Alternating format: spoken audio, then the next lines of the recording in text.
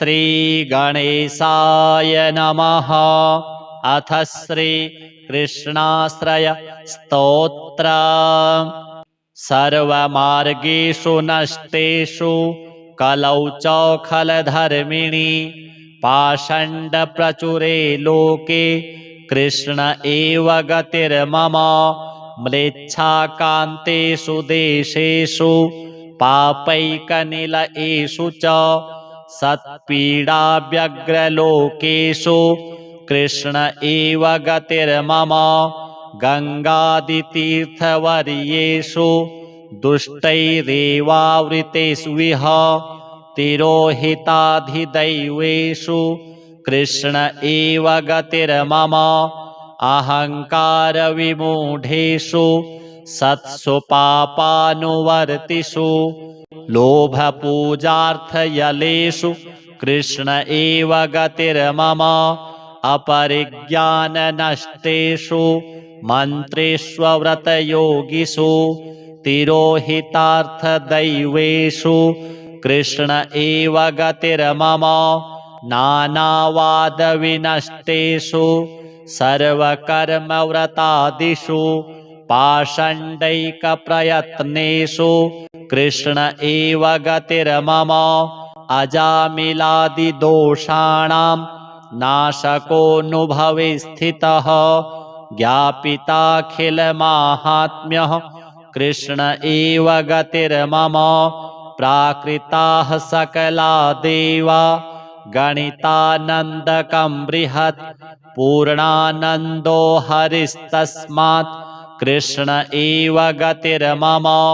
विवेकधैर्यभक्त्यादि रहितस्य विशेषतः पापासक्तस्य दीनस्य कृष्ण एव गतिर्मम।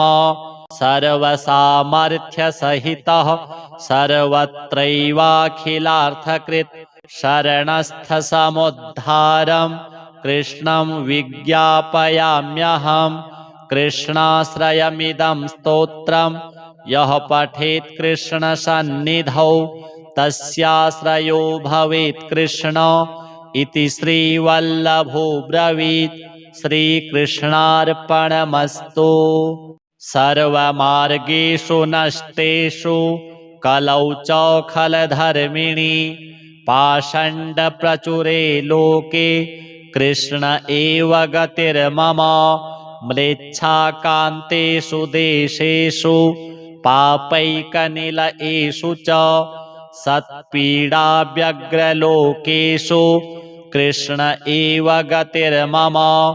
गङ्गादितीर्थवर्येषु दुष्टैरेवावृतेषु विह तिरोहिताधिदैवेषु कृष्ण एव गतिर्मम। अहङ्कारविमूढेषु सत्सु पापानुवर्तिषु लोभपूजार्थयलेषु कृष्ण एव गतिर्मम। अपरिज्ञाननष्टेषु मन्त्रेष्वव्रतयोगिषु तिरोहितार्थदैवेषु कृष्ण एव गतिर्मम। नानावादविनष्टेषु सर्वकर्मव्रतादिषु पाषण्डैकप्रयत्नेषु कृष्ण एव गतिर्मम। अजामिलादिदोषाणां नाशकोऽनुभवे स्थितः ज्ञापिताखिलमाहात्म्यः कृष्ण एव गतिर्मम। प्राकृताः सकला देवा गणितानन्दकं बृहत् पूर्णानन्दो हरिस्तस्मात् कृष्ण एव गतिर्मम। विवेकधैर्यभक्त्यादि रहितस्य विशेषतः पापासक्तस्य दीनस्य कृष्ण एव गतिर्मम। सर्वसामर्थ्यसहितः सर्वत्रैवाखिलार्थकृत् शरणस्थसमुद्धारं कृष्णं विज्ञापयाम्यहम्। कृष्णाश्रयमिदं स्तोत्रं यः पठेत् कृष्णसन्निधौ तस्याश्रयो भवेत् कृष्ण इति श्रीवल्लभो ब्रवीत्। श्रीकृष्णार्पणमस्तु। सर्वमार्गेषु नष्टेषु कलौ च खलधर्मिणि पाषण्डप्रचुरे लोके कृष्ण एव गतिर्मम। म्लेच्छाकान्तेषु देशेषु पापैकनिलयेषु च सत्पीडाव्यग्रलोकेषु कृष्ण एव गतिर्मम। गङ्गादितीर्थवर्येषु दुष्टैरेवावृतेषु विह तिरोहिताधिदैवेषु कृष्ण एव गतिर्मम। अहङ्कारविमूढेषु सत्सु पापानुवर्तिषु लोभपूजार्थयलेषु कृष्ण एव गतिर्मम। अपरिज्ञाननष्टेषु मन्त्रेष्वव्रतयोगिषु तिरोहितार्थदैवेषु कृष्ण एव गतिर्मम। नानावादविनष्टेषु सर्वकर्मव्रतादिषु पाषण्डैकप्रयत्नेषु कृष्ण एव गतिर्मम। अजामिलादिदोषाणां नाशकोऽनुभवे स्थितः ज्ञापिताखिलमाहात्म्यः कृष्ण एव गतिर्मम। प्राकृताः सकला देवा गणितानन्दकं बृहत् पूर्णानन्दो हरिस्तस्मात् कृष्ण एव गतिर्मम। विवेकधैर्यभक्त्यादि रहितस्य विशेषतः पापासक्तस्य दीनस्य कृष्ण एव गतिर्मम। सर्वसामर्थ्यसहितः सर्वत्रैवाखिलार्थकृत् शरणस्थसमुद्धारं कृष्णं विज्ञापयाम्यहम्। कृष्णाश्रयमिदं स्तोत्रं यः पठेत् कृष्णसन्निधौ तस्याश्रयो भवेत् कृष्ण इति श्रीवल्लभो ब्रवीत्। श्रीकृष्णार्पणमस्तु। सर्वमार्गेषु नष्टेषु कलौ च खलधर्मिणि पाषण्डप्रचुरे लोके कृष्ण एव गतिर्मम। म्लेच्छाकान्तेषु देशेषु पापैकनिलयेषु च सत्पीडाव्यग्रलोकेषु कृष्ण एव गतिर्मम। गङ्गादितीर्थवर्येषु दुष्टैरेवावृतेषु विह तिरोहिताधिदैवेषु कृष्ण एव गतिर्मम। अहङ्कारविमूढेषु सत्सु पापानुवर्तिषु लोभपूजार्थयलेषु कृष्ण एव गतिर्मम। अपरिज्ञाननष्टेषु मन्त्रेष्वव्रतयोगिषु तिरोहितार्थदैवेषु कृष्ण एव गतिर्मम। नानावादविनष्टेषु सर्वकर्मव्रतादिषु पाषण्डैकप्रयत्नेषु कृष्ण एव गतिर्मम। अजामिलादिदोषाणां नाशकोऽनुभवे स्थितः ज्ञापिताखिलमाहात्म्यः कृष्ण एव गतिर्मम। प्राकृताः सकला देवा गणितानन्दकं बृहत् पूर्णानन्दो हरिस्तस्मात् कृष्ण एव गतिर्मम। विवेकधैर्यभक्त्यादि रहितस्य विशेषतः पापासक्तस्य दीनस्य कृष्ण एव गतिर्मम। सर्वसामर्थ्यसहितः सर्वत्रैवाखिलार्थकृत् शरणस्थसमुद्धारं कृष्णं विज्ञापयाम्यहम्। कृष्णाश्रयमिदं स्तोत्रं यः पठेत् कृष्णसन्निधौ तस्याश्रयो भवेत् कृष्ण इति श्रीवल्लभो ब्रवीत्। श्रीकृष्णार्पणमस्तु। सर्वमार्गेषु नष्टेषु कलौ च खलधर्मिणि पाषण्डप्रचुरे लोके कृष्ण एव गतिर्मम। म्लेच्छाकान्तेषु देशेषु पापैकनिलयेषु च सत्पीडाव्यग्रलोकेषु कृष्ण एव गतिर्मम। गङ्गादितीर्थवर्येषु दुष्टैरेवावृतेष्विह तिरोहिताधिदैवेषु कृष्ण एव गतिर्मम।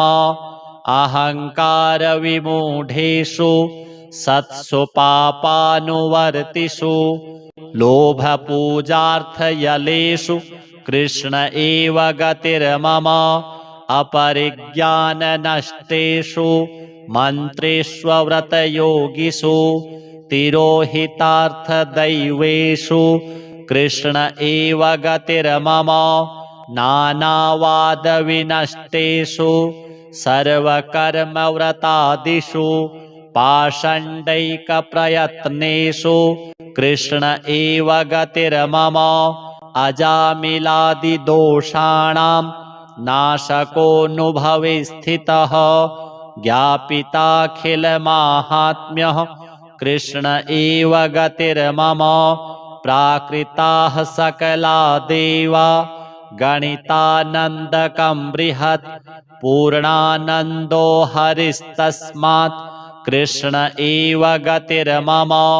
विवेकधैर्यभक्त्यादि रहितस्य विशेषतः पापासक्तस्य दीनस्य कृष्ण एव गतिर्मम। सर्वसामर्थ्यसहितः सर्वत्रैवाखिलार्थकृत् शरणस्थसमुद्धारं कृष्णं विज्ञापयाम्यहम्। कृष्णाश्रयमिदं स्तोत्रं यः पठेत् कृष्णसन्निधौ तस्याश्रयो भवेत् कृष्ण इति श्रीवल्लभो ब्रवीत्। श्रीकृष्णार्पणमस्तु। सर्वमार्गेषु नष्टेषु कलौ च खलधर्मिणि पाषण्डप्रचुरे लोके कृष्ण एव गतिर्मम। म्लेच्छाकान्तेषु देशेषु पापैकनिलयेषु च सत्पीडाव्यग्रलोकेषु कृष्ण एव गतिर्मम। गङ्गादितीर्थवर्येषु दुष्टैरेवावृतेष्विह तिरोहिताधिदैवेषु कृष्ण एव गतिर्मम। अहङ्कारविमूढेषु सत्सु पापानुवर्तिषु लोभपूजार्थयलेषु कृष्ण एव गतिर्मम। अपरिज्ञाननष्टेषु मन्त्रेष्वव्रतयोगिषु तिरोहितार्थदैवेषु कृष्ण एव गतिर्मम। नानावादविनष्टेषु सर्वकर्मव्रतादिषु पाषण्डैकप्रयत्नेषु कृष्ण एव गतिर्मम। अजामिलादिदोषाणां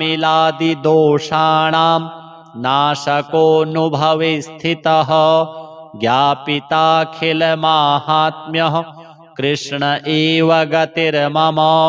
प्राकृताः सकला देवा गणितानन्दकं बृहत् पूर्णानन्दो हरिस्तस्मात् कृष्ण एव गतिर्मम। विवेकधैर्यभक्त्यादि रहितस्य विशेषतः पापासक्तस्य दीनस्य कृष्ण एव गतिर्मम। सर्वसामर्थ्यसहितः सर्वत्रैवाखिलार्थकृत् शरणस्थसमुद्धारं कृष्णं विज्ञापयाम्यहम्। कृष्णाश्रयमिदं स्तोत्रं यः पठेत् कृष्णसन्निधौ तस्याश्रयो भवेत् कृष्ण इति श्रीवल्लभो ब्रवीत्। श्रीकृष्णार्पणमस्तु। सर्वमार्गेषु नष्टेषु कलौ च खलधर्मिणि पाषण्डप्रचुरे लोके कृष्ण एव गतिर्मम म्लेच्छाकान्तेषु देशेषु पापैकनिलयेषु च सत्पीडाव्यग्रलोकेषु कृष्ण एव गतिर्मम गङ्गादितीर्थवर्येषु दुष्टैरेवावृतेष्विह तिरोहिताधिदैवेषु कृष्ण एव गतिर्मम अहङ्कारविमूढेषु सत्सु पापानुवर्तिषु लोभपूजार्थयलेषु कृष्ण एव गतिर्मम अपरिज्ञाननष्टेषु मन्त्रेष्वव्रतयोगिषु तिरोहितार्थदैवेषु कृष्ण एव गतिर्मम नानावादविनष्टेषु सर्वकर्मव्रतादिषु पाषण्डैकप्रयत्नेषु कृष्ण एव गतिर्मम अजामिलादिदोषाणां नाशकोऽनुभवे स्थितः ज्ञापिताखिलमाहात्म्यः कृष्ण एव गतिर्मम प्राकृताः सकला देवा गणितानन्दकं बृहत् पूर्णानन्दो हरिस्तस्मात् कृष्ण एव गतिर्मम विवेकधैर्यभक्त्यादि रहितस्य विशेषतः पापासक्तस्य दीनस्य कृष्ण एव गतिर्मम सर्वसामर्थ्यसहितः सर्वत्रैवाखिलार्थकृत् शरणस्थसमुद्धारं कृष्णं विज्ञापयाम्यहं कृष्णाश्रयमिदं स्तोत्रं यः पठेत् कृष्णसन्निधौ तस्याश्रयो भवेत् कृष्ण इति श्रीवल्लभो ब्रवीत्। श्रीकृष्णार्पणमस्तु। सर्वमार्गेषु नष्टेषु कलौ च खलधर्मिणि पाषण्डप्रचुरे लोके कृष्ण एव गतिर्मम म्लेच्छाकान्तेषु देशेषु पापैकनिलयेषु च सत्पीडाव्यग्रलोकेषु कृष्ण एव गतिर्मम गङ्गादितीर्थवर्येषु दुष्टैरेवावृतेष्विह तिरोहिताधिदैवेषु कृष्ण एव गतिर्मम अहङ्कारविमूढेषु सत्सु पापानुवर्तिषु लोभपूजार्थयलेषु कृष्ण एव गतिर्मम अपरिज्ञाननष्टेषु मन्त्रेष्वव्रतयोगिषु तिरोहितार्थदैवेषु कृष्ण एव गतिर्मम नानावादविनष्टेषु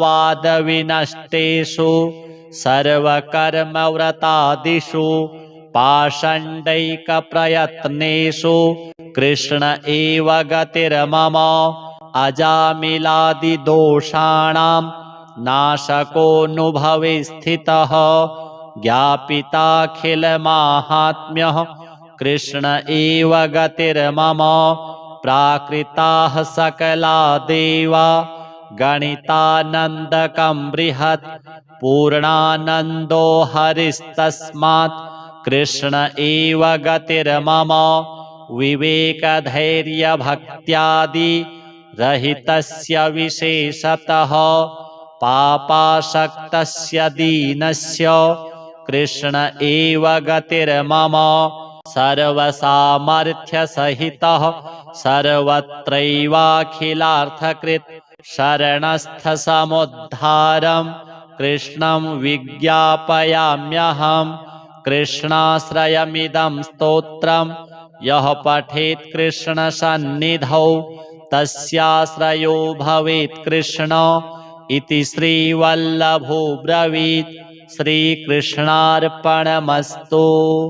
सर्वमार्गेषु नष्टेषु कलौ च खलधर्मिणि पाषण्डप्रचुरे लोके कृष्ण एव गतिर्मम म्लेच्छाकान्तेषु देशेषु पापैकनिलयेषु च सत्पीडाव्यग्रलोकेषु कृष्ण एव गतिर्मम गङ्गादितीर्थवर्येषु दुष्टैरेवावृतेष्विह तिरोहिताधिदैवेषु कृष्ण एव गतिर्मम अहङ्कारविमूढेषु सत्सु पापानुवर्तिषु लोभपूजार्थयलेषु कृष्ण एव गतिर्मम अपरिज्ञाननष्टेषु मन्त्रेष्वव्रतयोगिषु तिरोहितार्थदैवेषु कृष्ण एव गतिर्मम नानावादविनष्टेषु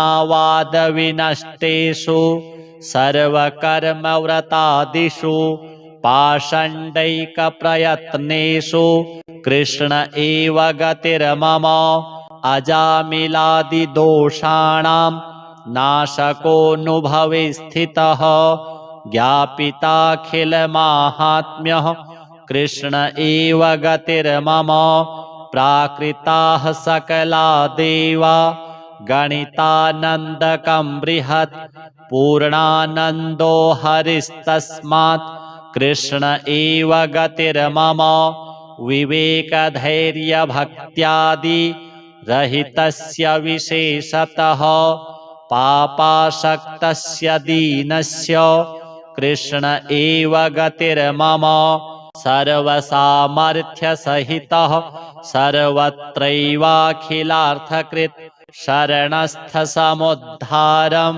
कृष्णं विज्ञापयाम्यहं कृष्णाश्रयमिदं स्तोत्रं यः पठेत् कृष्णसन्निधौ तस्याश्रयो भवेत् कृष्ण इति श्रीवल्लभो ब्रवीत्। श्रीकृष्णार्पणमस्तु। सर्वमार्गेषु नष्टेषु कलौ च खलधर्मिणि पाषण्डप्रचुरे लोके कृष्ण एव गतिर्मम म्लेच्छाकान्तेषु देशेषु पापैकनिलयेषु च सत्पीडाव्यग्रलोकेषु कृष्ण एव गतिर्मम गङ्गादितीर्थवर्येषु दुष्टैरेवावृतेष्विह तिरोहिताधिदैवेषु कृष्ण एव गतिर्मम अहङ्कारविमूढेषु सत्सु पापानुवर्तिषु लोभपूजार्थयलेषु कृष्ण एव गतिर्मम अपरिज्ञाननष्टेषु मन्त्रेष्वव्रतयोगिषु तिरोहितार्थदैवेषु कृष्ण एव गतिर्मम नानावादविनष्टेषु सर्वकर्मव्रतादिषु पाषण्डैकप्रयत्नेषु कृष्ण एव गतिर्मम अजामिलादिदोषाणां नाशकोऽनुभवे स्थितः ज्ञापिताखिलमाहात्म्यः कृष्ण एव गतिर्मम प्राकृताः सकला देवा गणितानन्दकं बृहत् पूर्णानन्दो हरिस्तस्मात् कृष्ण एव गतिर्मम विवेकधैर्यभक्त्यादि रहितस्य विशेषतः पापासक्तस्य दीनस्य कृष्ण एव गतिर्मम सर्वसामर्थ्यसहितः सर्वत्रैवाखिलार्थकृत् शरणस्थसमुद्धारं कृष्णं विज्ञापयाम्यहं कृष्णाश्रयमिदं स्तोत्रं यः पठेत् कृष्णसन्निधौ तस्याश्रयो भवेत् कृष्ण इति श्रीवल्लभो ब्रवीत्। श्रीकृष्णार्पणमस्तु। सर्वमार्गेषु नष्टेषु कलौ च खलधर्मिणि पाषण्डप्रचुरे लोके कृष्ण एव गतिर्मम म्लेच्छाकान्तेषु देशेषु पापैकनिलयेषु च सत्पीडाव्यग्रलोकेषु कृष्ण एव गतिर्मम गङ्गादितीर्थवर्येषु दुष्टैरेवावृतेष्विह तिरोहिताधिदैवेषु कृष्ण एव गतिर्मम अहङ्कारविमूढेषु सत्सु पापानुवर्तिषु लोभपूजार्थयलेषु कृष्ण एव गतिर्मम अपरिज्ञाननष्टेषु मन्त्रेष्वव्रतयोगिषु तिरोहितार्थदैवेषु कृष्ण एव गतिर्मम नानावादविनष्टेषु सर्वकर्मव्रतादिषु पाषण्डैकप्रयत्नेषु कृष्ण एव गतिर्मम अजामिलादिदोषाणां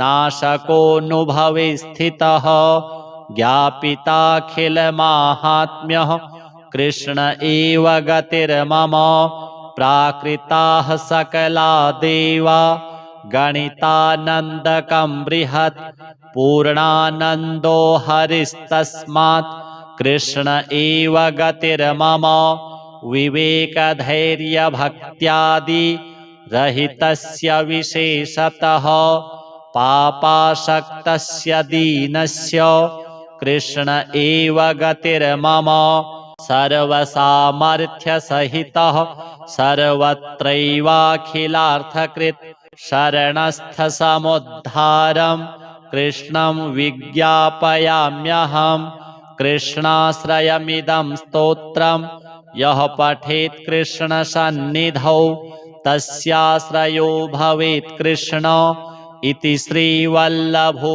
ब्रवीत्। श्रीकृष्णार्पणमस्तु। सर्वमार्गेषु नष्टेषु कलौ च खलधर्मिणि पाषण्डप्रचुरे लोके कृष्ण एव गतिर्मम म्लेच्छाकान्तेषु देशेषु पापैकनिलयेषु च सत्पीडाव्यग्रलोकेषु कृष्ण एव गतिर्मम गङ्गादितीर्थवर्येषु दुष्टैरेवावृतेष्विह तिरोहिताधिदैवेषु कृष्ण एव गतिर्मम अहङ्कारविमूढेषु सत्सु पापानुवर्तिषु लोभपूजार्थयलेषु कृष्ण एव गतिर्मम अपरिज्ञाननष्टेषु मन्त्रेष्वव्रतयोगिषु तिरोहितार्थदैवेषु कृष्ण एव गतिर्मम नानावादविनष्टेषु सर्वकर्मव्रतादिषु पाषण्डैकप्रयत्नेषु कृष्ण एव गतिर्मम अजामिलादिदोषाणां नाशकोऽनुभवे स्थितः ज्ञापिताखिलमाहात्म्यः कृष्ण एव गतिर्मम प्राकृताः सकला देवा गणितानन्दकं बृहत् पूर्णानन्दो हरिस्तस्मात् कृष्ण एव गतिर्मम विवेकधैर्यभक्त्यादि रहितस्य विशेषतः पापासक्तस्य दीनस्य कृष्ण एव गतिर्मम सर्वसामर्थ्यसहितः सर्वत्रैवाखिलार्थकृत् शरणस्थसमुद्धारं कृष्णं विज्ञापयाम्यहं कृष्णाश्रयमिदं स्तोत्रं यः पठेत् कृष्णसन्निधौ तस्याश्रयो भवेत् कृष्ण इति श्रीवल्लभो ब्रवीत्। श्रीकृष्णार्पणमस्तु। सर्वमार्गेषु नष्टेषु कलौ च खलधर्मिणि पाषण्डप्रचुरे लोके कृष्ण एव गतिर्मम म्लेच्छाकान्तेषु देशेषु पापैकनिलयेषु च सत्पीडाव्यग्रलोकेषु कृष्ण एव गतिर्मम गङ्गादितीर्थवर्येषु दुष्टैरेवावृतेष्विह तिरोहिताधिदैवेषु कृष्ण एव गतिर्मम अहङ्कारविमूढेषु सत्सु पापानुवर्तिषु लोभपूजार्थयलेषु कृष्ण एव गतिर्मम अपरिज्ञाननष्टेषु मन्त्रेष्वव्रतयोगिषु तिरोहितार्थदैवेषु कृष्ण एव गतिर्मम नानावादविनष्टेषु सर्वकर्मव्रतादिषु पाषण्डैकप्रयत्नेषु कृष्ण एव गतिर्मम अजामिलादिदोषाणां नाशकोऽनुभवे स्थितः ज्ञापिताखिलमाहात्म्यः कृष्ण एव गतिर्मम प्राकृताः सकला देवा गणितानन्दकं बृहत् पूर्णानन्दो हरिस्तस्मात् कृष्ण एव गतिर्मम विवेकधैर्यभक्त्यादि रहितस्य विशेषतः पापासक्तस्य दीनस्य कृष्ण एव गतिर्मम सर्वसामर्थ्यसहितः सर्वत्रैवाखिलार्थकृत् शरणस्थसमुद्धारं कृष्णं विज्ञापयाम्यहं कृष्णाश्रयमिदं स्तोत्रं यः पठेत् कृष्णसन्निधौ तस्याश्रयो भवेत् कृष्ण इति श्रीवल्लभो ब्रवीत्। श्रीकृष्णार्पणमस्तु। सर्वमार्गेषु नष्टेषु कलौ च खलधर्मिणि पाषण्डप्रचुरे लोके कृष्ण एव गतिर्मम म्लेच्छाकान्तेषु देशेषु पापैकनिलयेषु च सत्पीडाव्यग्रलोकेषु कृष्ण एव गतिर्मम गङ्गादितीर्थवर्येषु दुष्टैरेवावृतेष्विह तिरोहिताधिदैवेषु कृष्ण एव गतिर्मम अहङ्कारविमूढेषु सत्सु पापानुवर्तिषु लोभपूजार्थयलेषु कृष्ण एव गतिर्मम अपरिज्ञाननष्टेषु मन्त्रेष्वव्रतयोगिषु तिरोहितार्थदैवेषु कृष्ण एव गतिर्मम नानावादविनष्टेषु सर्वकर्मव्रतादिषु पाषण्डैकप्रयत्नेषु कृष्ण एव गतिर्मम अजामिलादिदोषाणां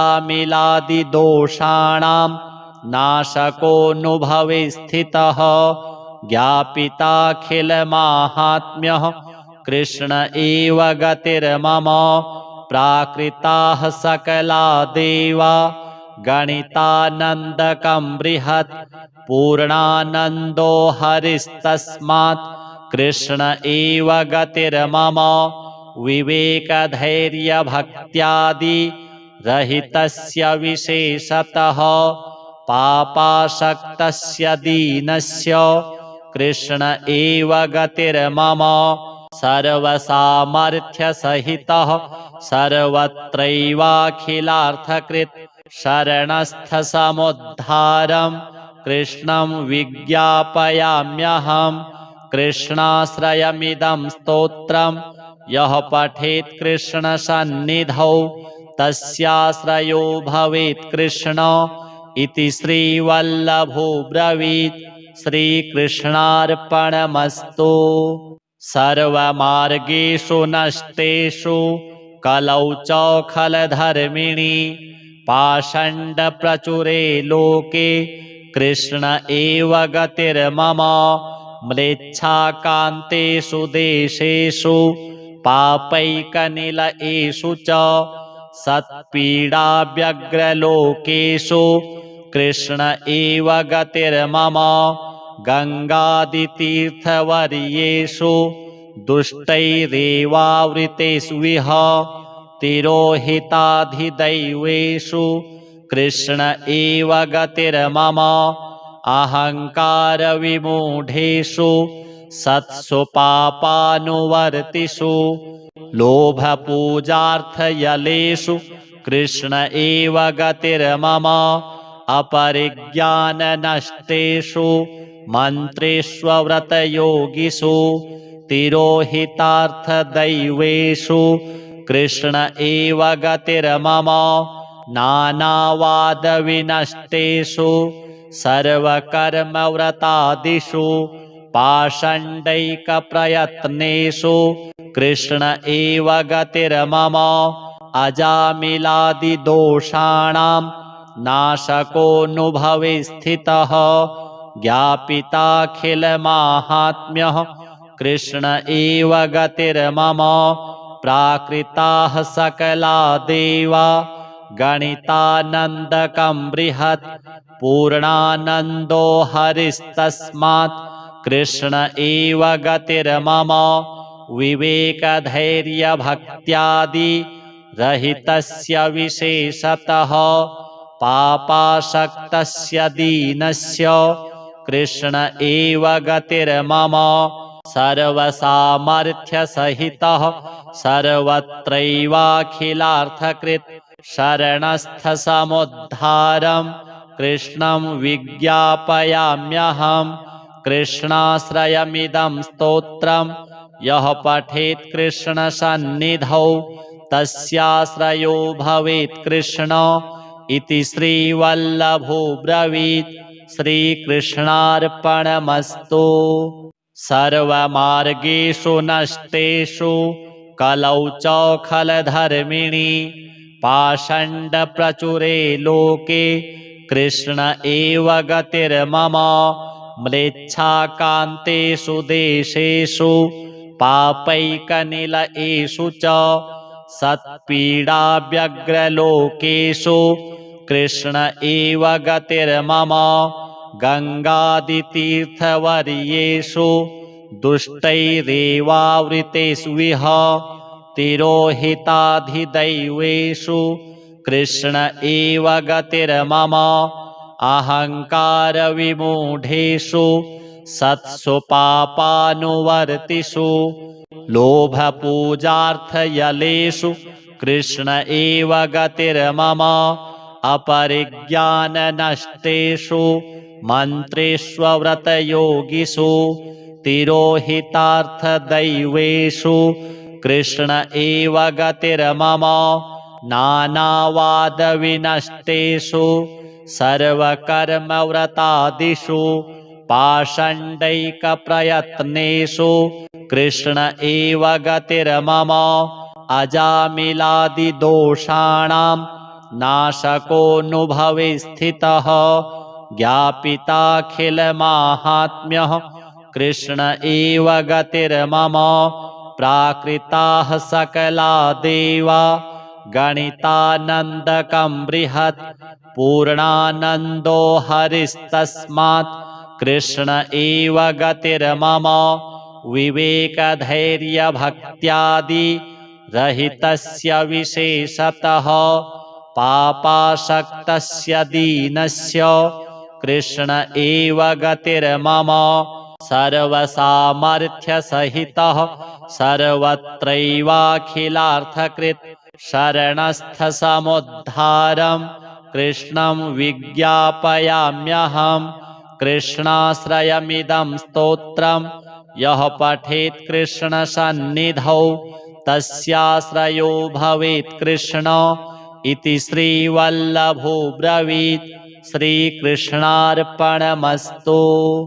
सर्वमार्गेषु नष्टेषु कलौ च खलधर्मिणि पाषण्डप्रचुरे लोके कृष्ण एव गतिर्मम म्लेच्छाकान्तेषु देशेषु पापैकनिलयेषु च सत्पीडाव्यग्रलोकेषु कृष्ण एव गतिर्मम गङ्गादितीर्थवर्येषु दुष्टैरेवावृतेषु विह तिरोहिताधिदैवेषु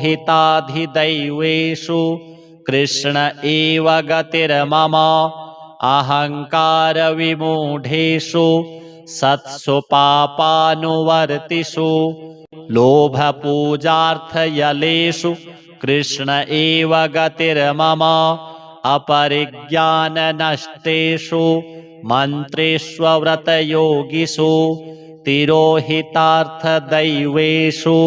कृष्ण एव गतिर्मम नानावादविनष्टेषु सर्वकर्मव्रतादिषु पाषण्डैकप्रयत्नेषु कृष्ण एव गतिर्मम अजामिलादिदोषाणां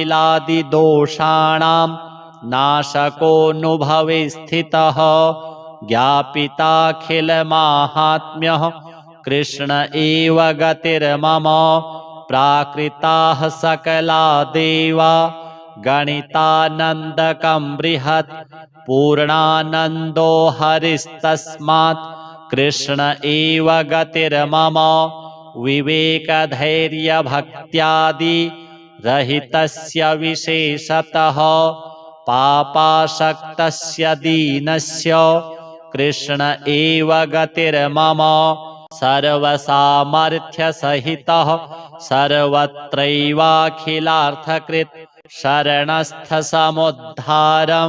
कृष्णं विज्ञापयाम्यहम् कृष्णाश्रयमिदं स्तोत्रं यः पठेत् कृष्णसन्निधौ तस्याश्रयो भवेत् कृष्ण इति श्रीवल्लभो ब्रवीत्। श्रीकृष्णार्पणमस्तु। सर्वमार्गेषु नष्टेषु कलौ च खलधर्मिणि पाषण्डप्रचुरे लोके कृष्ण एव गतिर्मम म्लेच्छाकान्तेषु देशेषु पापैकनिलयेषु च सत्पीडाव्यग्रलोकेषु कृष्ण एव गतिर्मम गङ्गादितीर्थवर्येषु दुष्टैरेवावृतेषु विह तिरोहिताधिदैवेषु कृष्ण एव गतिर्मम अहङ्कारविमूढेषु सत्सु पापानुवर्तिषु लोभपूजार्थयलेषु कृष्ण एव गतिर्मम अपरिज्ञाननष्टेषु मन्त्रेष्वव्रतयोगिषु तिरोहितार्थदैवेषु कृष्ण एव गतिर्मम नानावादविनष्टेषु सर्वकर्मव्रतादिषु पाषण्डैकप्रयत्नेषु कृष्ण एव गतिर्मम अजामिलादिदोषाणां नाशकोऽनुभवे स्थितः ज्ञापिताखिलमाहात्म्यः कृष्ण एव गतिर्मम प्राकृताः सकला देवा गणितानन्दकं बृहत् पूर्णानन्दो हरिस्तस्मात् कृष्ण एव गतिर्मम विवेकधैर्यभक्त्यादि रहितस्य विशेषतः पापासक्तस्य दीनस्य कृष्ण एव गतिर्मम सर्वसामर्थ्यसहितः सर्वत्रैवाखिलार्थकृत् शरणस्थसमुद्धारं कृष्णं विज्ञापयाम्यहम् कृष्णाश्रयमिदं स्तोत्रं यः पठेत् कृष्णसन्निधौ तस्याश्रयो भवेत् कृष्ण इति श्रीवल्लभो ब्रवीत्। श्रीकृष्णार्पणमस्तु। सर्वमार्गेषु नष्टेषु कलौ च खलधर्मिणि पाषण्डप्रचुरे लोके कृष्ण एव गतिर्मम म्लेच्छाकान्तेषु देशेषु पापैकनिलयेषु च सत्पीडाव्यग्रलोकेषु कृष्ण एव गतिर्मम गङ्गादितीर्थवर्येषु दुष्टैरेवावृतेषु विह तिरोहिताधिदैवेषु कृष्ण एव गतिर्मम अहङ्कारविमूढेषु सत्सु पापानुवर्तिषु लोभपूजार्थयलेषु कृष्ण एव गतिर्मम अपरिज्ञाननष्टेषु मन्त्रेष्वव्रतयोगिषु तिरोहितार्थदैवेषु कृष्ण एव गतिर्मम नानावादविनष्टेषु सर्वकर्मव्रतादिषु पाषण्डैकप्रयत्नेषु कृष्ण एव गतिर्मम अजामिलादिदोषाणां नाशकोऽनुभवे स्थितः ज्ञापिताखिलमाहात्म्यः कृष्ण एव गतिर्मम प्राकृताः सकला देवा गणितानन्दकं बृहत् पूर्णानन्दो हरिस्तस्मात् कृष्ण एव गतिर्मम विवेकधैर्यभक्त्यादि रहितस्य विशेषतः पापासक्तस्य दीनस्य कृष्ण एव गतिर्मम सर्वसामर्थ्यसहितः सर्वत्रैवाखिलार्थकृत् शरणस्थसमुद्धारं कृष्णं विज्ञापयाम्यहम् कृष्णाश्रयमिदं स्तोत्रं यः पठेत् कृष्णसन्निधौ तस्याश्रयो भवेत् कृष्ण इति श्रीवल्लभो ब्रवीत्। श्रीकृष्णार्पणमस्तु। सर्वमार्गेषु नष्टेषु कलौ च खलधर्मिणि पाषण्डप्रचुरे लोके कृष्ण एव गतिर्मम म्लेच्छाकान्तेषु देशेषु पापैकनिलयेषु च सत्पीडाव्यग्रलोकेषु कृष्ण एव गतिर्मम गङ्गादितीर्थवर्येषु दुष्टैरेवावृतेषु विह तिरोहिताधिदैवेषु कृष्ण एव गतिर्मम अहङ्कारविमूढेषु सत्सु पापानुवर्तिषु लोभपूजार्थयलेषु कृष्ण एव गतिर्मम अपरिज्ञाननष्टेषु मन्त्रेष्वव्रतयोगिषु तिरोहितार्थदैवेषु कृष्ण एव गतिर्मम नानावादविनष्टेषु सर्वकर्मव्रतादिषु पाषण्डैकप्रयत्नेषु कृष्ण एव गतिर्मम अजामिलादिदोषाणां नाशकोऽनुभवे स्थितः ज्ञापिताखिलमाहात्म्यः कृष्ण एव गतिर्मम प्राकृताः सकला देवा गणितानन्दकं बृहत् पूर्णानन्दो हरिस्तस्मात् कृष्ण एव गतिर्मम विवेकधैर्यभक्त्यादि रहितस्य विशेषतः पापासक्तस्य दीनस्य कृष्ण एव गतिर्मम सर्वसामर्थ्यसहितः सर्वत्रैवाखिलार्थकृत् शरणस्थसमुद्धारं कृष्णं विज्ञापयाम्यहम् कृष्णाश्रयमिदं स्तोत्रं यः पठेत् कृष्णसन्निधौ तस्याश्रयो भवेत् कृष्ण इति श्रीवल्लभो ब्रवीत्। श्रीकृष्णार्पणमस्तु।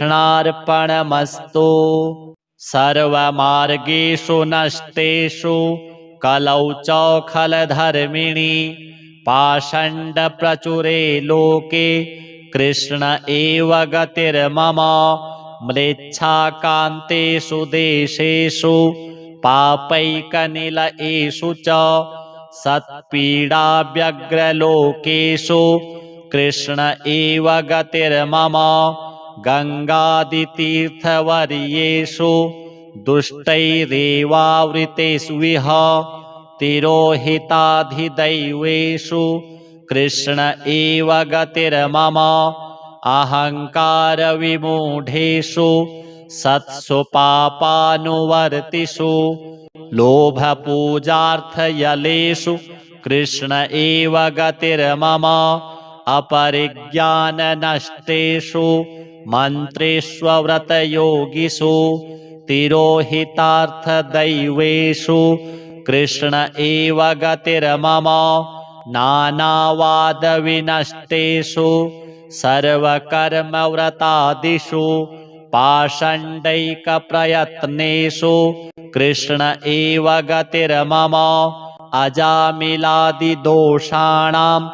नाशकोऽनुभवे स्थितः ज्ञापिताखिलमाहात्म्यः कृष्ण एव गतिर्मम प्राकृताः सकला देवा गणितानन्दकं बृहत् पूर्णानन्दो हरिस्तस्मात् कृष्ण एव गतिर्मम विवेकधैर्यभक्त्यादि रहितस्य विशेषतः पापासक्तस्य दीनस्य कृष्ण एव गतिर्मम सर्वसामर्थ्यसहितः सर्वत्रैवाखिलार्थकृत् शरणस्थसमुद्धारं कृष्णं विज्ञापयाम्यहम् कृष्णाश्रयमिदं स्तोत्रं यः पठेत् कृष्णसन्निधौ तस्याश्रयो भवेत् कृष्ण इति श्रीवल्लभो ब्रवीत्। श्रीकृष्णार्पणमस्तु।